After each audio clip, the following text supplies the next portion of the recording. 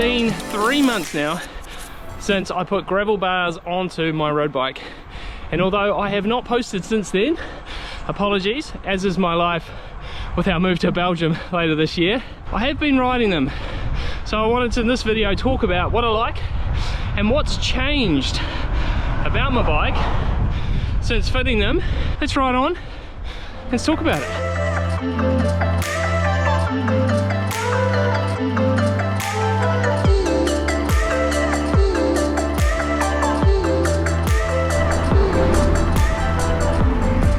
If you wonder where I'm riding, I'm doing Acker's Road, the Acker Towers. Not something I've shown you on the channel before. Awesome road, I hardly ever do it even though it's literally on my back door. And this is an afternoon ride, so it's super busy. Usually we're through here like first thing in the morning. Man, it's getting busy this road, so we'll see. Looking pretty dubious in front of me. We'll see how far down I get before I pull the pin. Not really keen to get wet.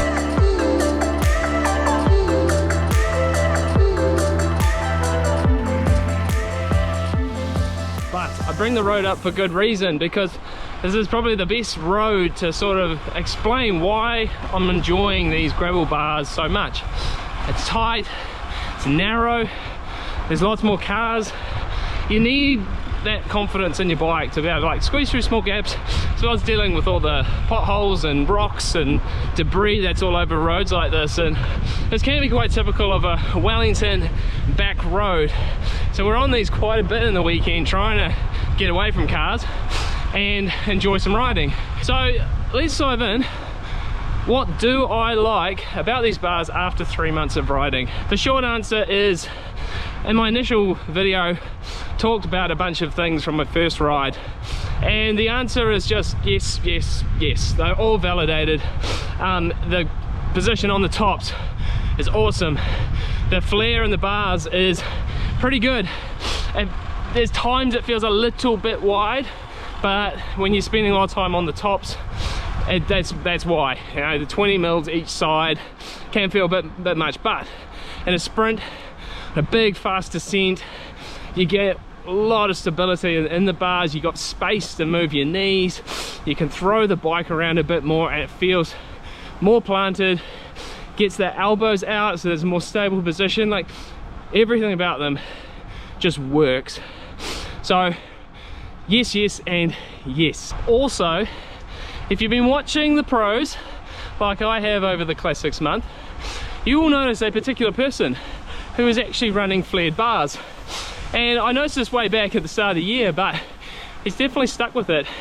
Tadej Pogačar is on an MV road bar as per sponsors, but he has picked the flared option. A lot of his teammates haven't, but he has. I don't think I know anyone better who could give this whole bar setup a tick of approval than the guy who's been ripping up the Classics. And hey, they're all tight, twisty roads. It's punchy courses. You need to be aero, but you need to have that big jump, that big punch, and be stable in the really technical sections. So kind of all the things I thought, even old Tadej Pogačar's thinking the same. So really, who should I just end the review there?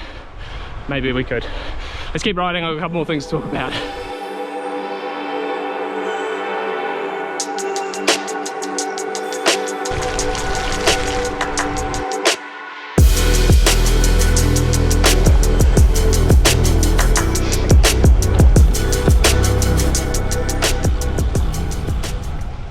Right, I was going to stop at the top of the climb and film this, but as you saw in the B-roll there, the weather has definitely packed in.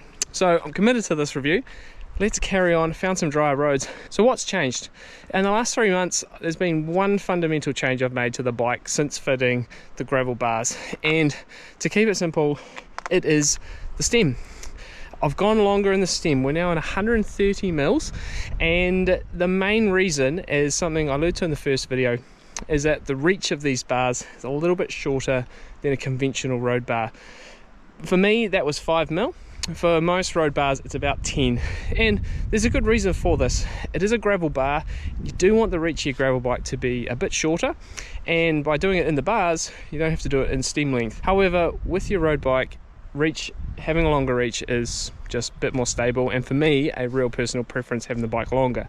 So we're up to 130mm, and what that's ended up is the bike's actually been 5mm longer than it was previous. So it's actually spot on. I was looking for a little bit more length anyway.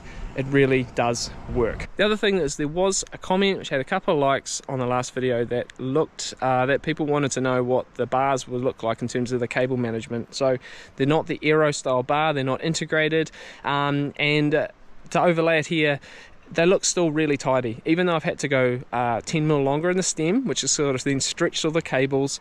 You do have to run the cables spot on with the length. It makes it a bit of a pain when you have to do the internal headset bearings.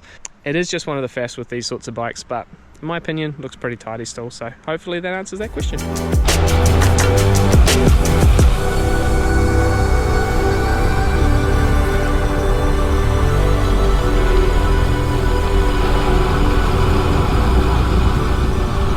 Right, so there we have it. That is a 3-month review of the Roval Terra gravel bar on a road bike. And let me just finish by saying that these bars do absolutely get my tick of approval, as they do Taddy Pogacar's. So if you have been thinking about this sort of setup on your road bike, I really recommend you give it a go. It just makes sense to me. I'd like to think that this is something that manufacturers will start doing more and more, and potentially this style of bar, but in the integrated kind of aero setup, more roadie specific, would be awesome. I know Envy do it, other brands follow suit, would be fantastic.